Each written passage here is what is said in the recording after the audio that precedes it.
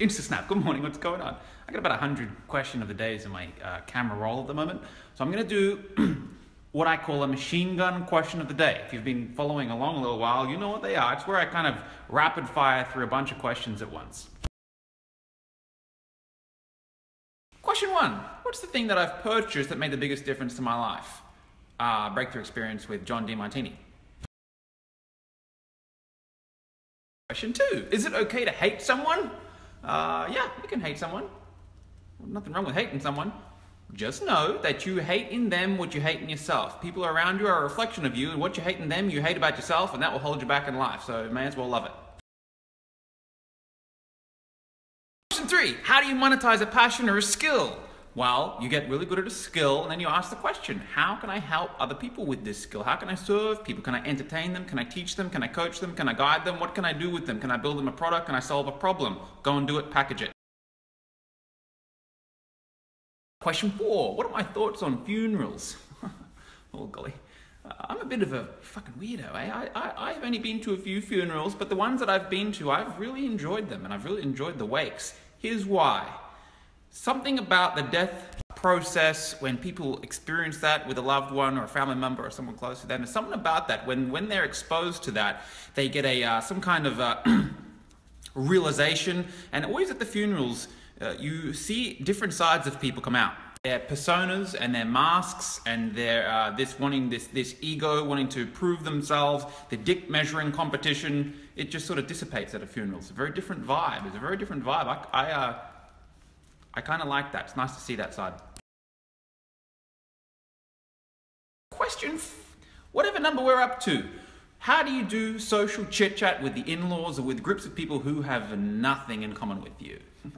Take it on board as a challenge to try and get them to like you. Find out what's important to them and let them do the talking. Everyone knows something that you don't. Everyone can be your teacher in some particular area. Find out what's important to people and have them talk about them. Ask questions. Master your listening ability. 2 ears, 1 mouth. Go for listening. Listen, listen, listen. Be the quietest guy in the room. Get wise that way. Question number God knows what at this point. How do you stay humble when you reach infinite prosperity or financial independence, in other words? Very easy. You will have people who are always one step ahead.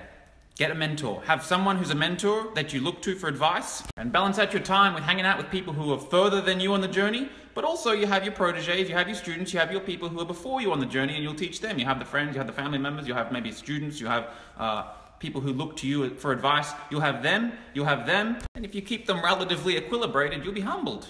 If you have a lack of self-worth, you do a little bit of success, you'll go and still hang out with the losers to make yourself feel better. And if you only hang out with them, you'll think you're God's gift. So a wise question you want to ask is, how do people perceive me? Remember, my students, my friends who come before me on the journey, my proteges, how do they perceive me? What do they see in me? Then you want to go and find the person that you see that in them. And that way you can keep equilibrated. Get people who humble you. And the final question, how do you make a relationship work the second time? That's a good one. Write down why it didn't work the first time. Write down the reasons, what they did or what they didn't do, what you did or what you didn't do. Get their list, have them do it, and get your list, and you do it, and you get the 2 pieces of paper side by side, and you look at all the items on the paper, and you guys sit together.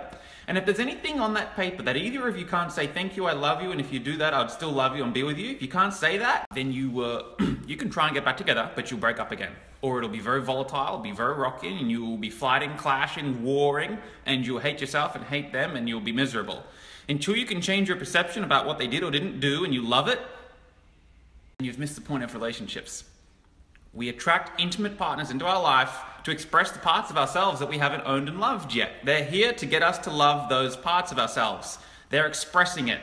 And if we keep repressing it or telling them, you got to change, you got to stop that, then you will become a very frustrated chicken. Even if you break up and don't get back together, and you still hate a part of them or something that they did, guess what's going to happen in the next partner? They're going to bring the same thing. You'll have the same dynamic. Watch it. I hope you enjoyed today's machine gun question of the day. I'm going to go back to work now. Holy gosh. It's a very beautiful day in Brisbane today, hey?